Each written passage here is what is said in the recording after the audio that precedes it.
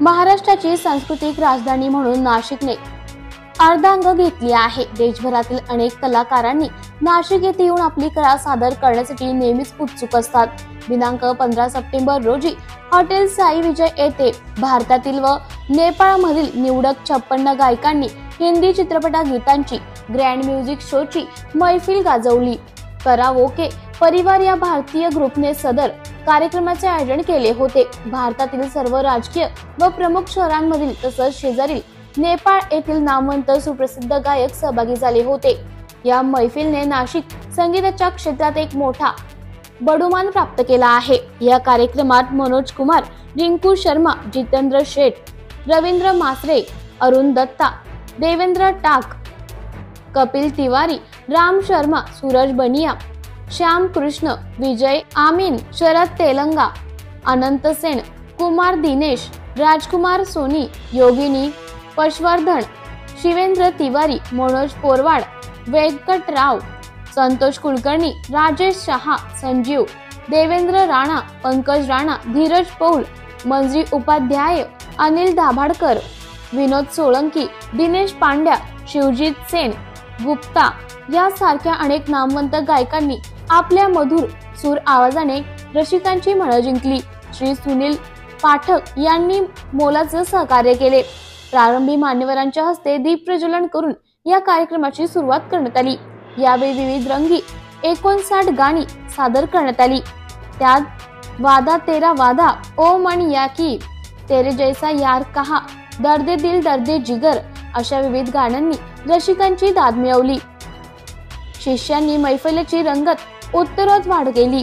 नाशिक रसिक श्रोत्यांनी उत्स्फूर्त प्रतिसाद देत गायक वादकांचे कौतुक केले। मुंबईतील सुप्रसिद्ध गायक रवींद्र मासरे यांनी दर्दे दिल या गाण्याने श्रोत्यांना जिंकले। शिवेंद्र तिवारी, राजकुमार सोनी, कुमार दिनेश यांनी खुमासदार सूत्रसंचालन केले। यानंतर या ग्रँड म्युझिक शो भारतातील अनेक शहरांमध्ये होणार आहेत। प्रबंधभूमी महाराष्ट्र न्यूज साठी ब्युरो टीम रिपोर्ट महाराष्ट्र।